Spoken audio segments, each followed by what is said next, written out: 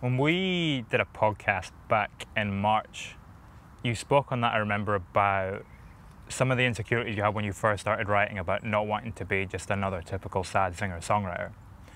Was there a particular song or moment that happened for you when your fears of that were assuaged and you knew that wasn't going to be the case?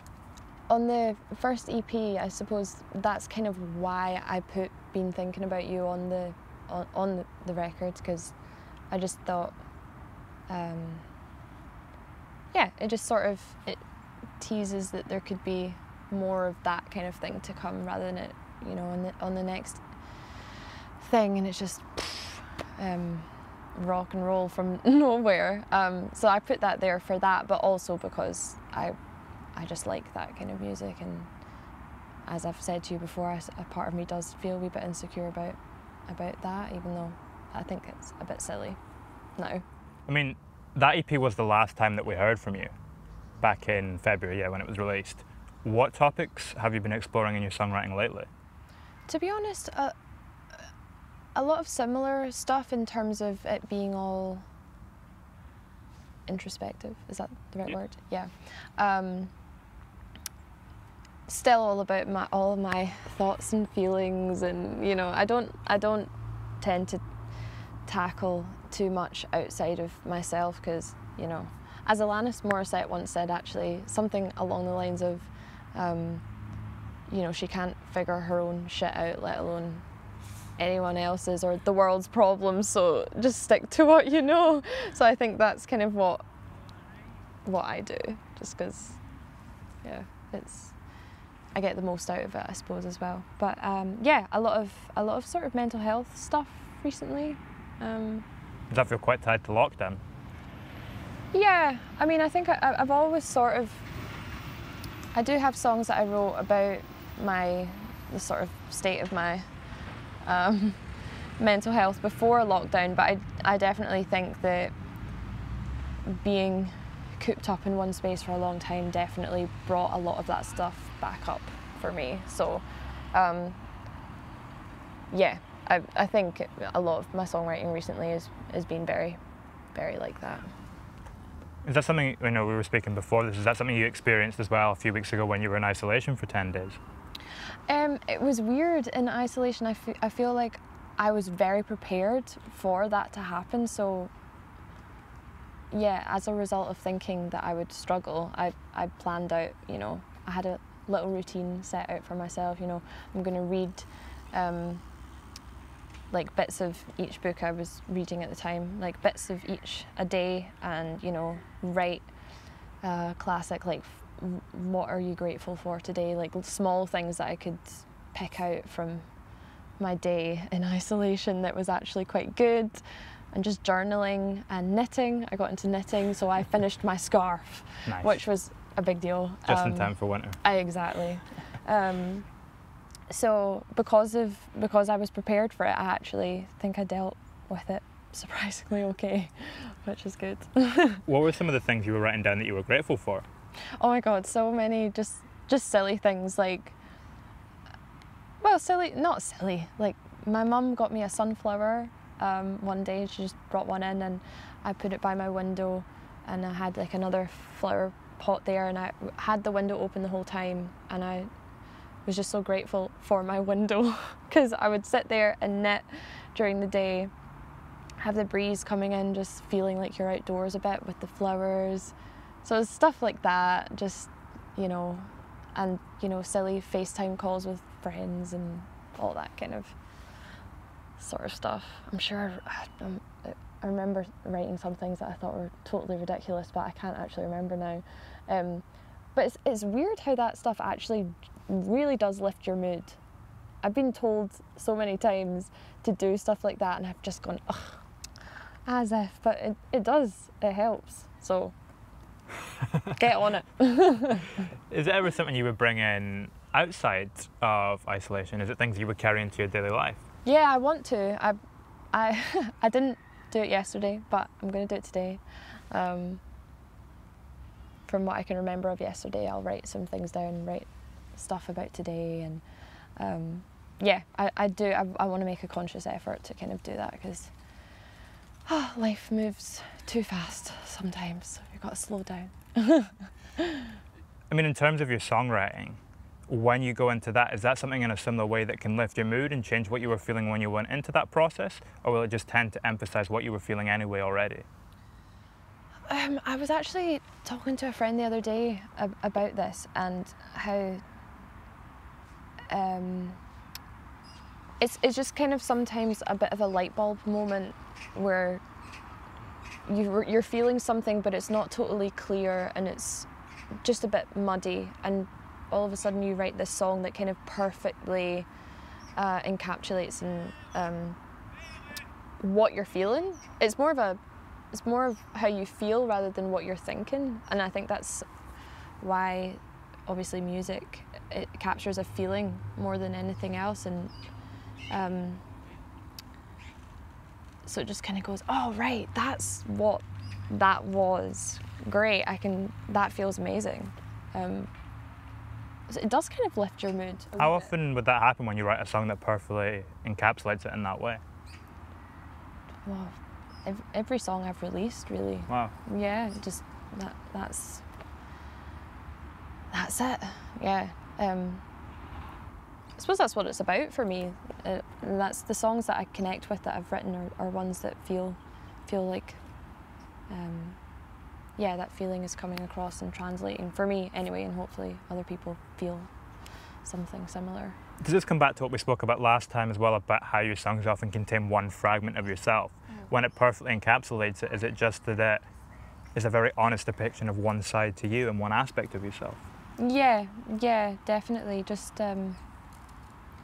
yeah, one aspect, I would say, but one aspect quite clearly for me, I suppose, or one situation, or even just something as small as one thought or one feeling, and yeah, and sometimes words, I can't speak, like I can't talk to someone and make them feel what I'm feeling. So that's why I think songwriting is so great, because I think it kind of makes other people feel what you're feeling in a way.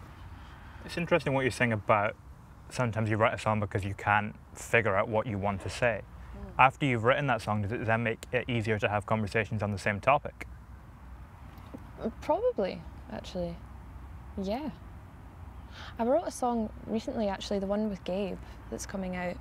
When I wrote it, I didn't really know what was going on with me at the time in terms of my mental health, and it wasn't until months after I'd written it and I was in a place where I knew what was going on, and I listened back to those lyrics and I was just like, wow, that's crazy. Like, that knowing what I know now about my mental health, that what I was saying at the time just makes so much sense.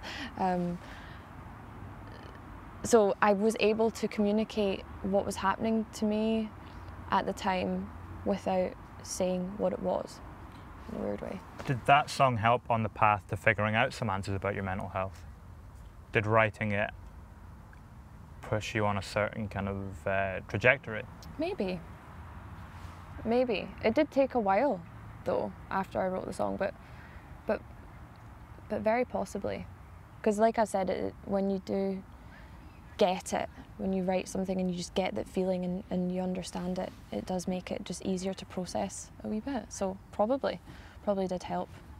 For that song that you wrote with Gabriel as well, what were you writing on top of? Were you kind of given some of the instrumentation, the production, and you wrote the lyrics and the kind of melody and stuff on top of that? Or what were you working with? What were the tools that you were given for that? So the first thing Gabe sent was literally just a one-note cello loop, and I wrote a top-line melody over that. We sort of worked on that for a bit and then decided we weren't really feeling it. He sent over a guitar sort of progression, and then I wrote a top-line melody over that, and we were sort of vibing more with it at that point.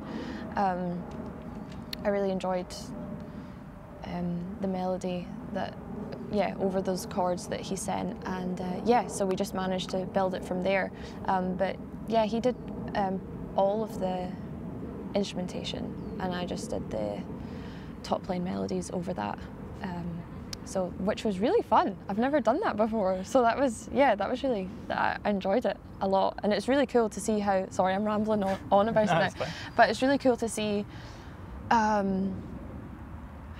the song got to the point that it did.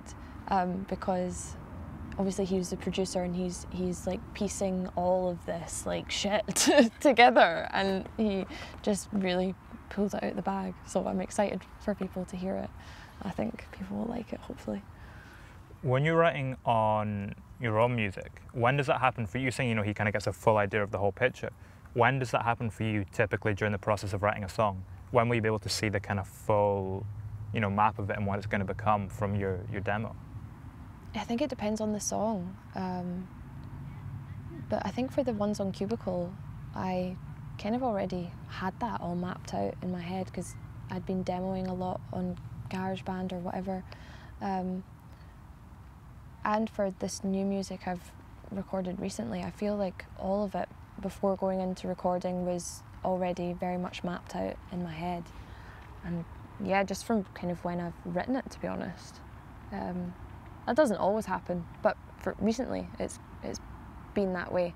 Whereas when I was writing with Gabe and there was, you know, we're throwing ideas all over the place, and obviously writing together there was random bits flying everywhere, so trying to bring all that together was totally a different experience to, yeah, just writing yourself. Yeah. Were there any clear parallels for you between those two experiences though? Although they're quite different. Were there constants that kind of continued throughout the music making process, no matter how much it can feel quite radically opposing? I think songwriting always feels kind of the same for me, regardless, in the sense of I try not to think too much, so it just happens. I just try and let it happen, and so that's kind of a constant, I suppose. I hate being in a place where I'm thinking too much. It just feels weird, and I never really like the song that much. In fact, yeah, often the songs of mine that I don't really like are the ones that I consciously remember writing. How easy is that to do, to not think too much? Probably, maybe quite hard. I don't know. It's probably different for everyone, but I think there comes a point where you have to try and not let yourself get in the way of what's happening, and I think that's kind of where I'm at the moment. I've gotten to that place where I'm not letting something like any kind of insecurity or embarrassment or something like that get in the way, which I think those sorts of things are the things that make you think a wee bit more sometimes, and you don't do things that maybe you would do if you didn't give a shit. So I try and not care too much. Is that the same out with the songwriting process itself and the creative process, even when it comes to your career at large in music? Do you try and not plan too far ahead and just take every day as it comes, or how do you kind of navigate that and the broader aspects of what you're doing? Me personally, I try and take each day as it comes. I mean, obviously my team and we do obviously plan ahead and everything, but I've drilled it into myself to not really have any expectations like for anything, which I think is maybe a good thing. It just means I enjoy the moment a wee bit more, I think. Yeah, because I was nervous when we were releasing Cubicle that I would have some sort of expectation for it and would be disappointed, and I just wasn't, because I didn't have that. I didn't really know what to expect, so I think that having that kind of attitude has sort of helped me in all aspects of it, I think, with the, you know, progressing your career aspect and the songwriting part. It's all quite intense, you know. You gotta just be nice to yourself about it all, I think. Yeah, nice to yourself and nice to other people. Yeah, nice to other people too. It's good. Would recommend. Thank you very much. Cool, thanks.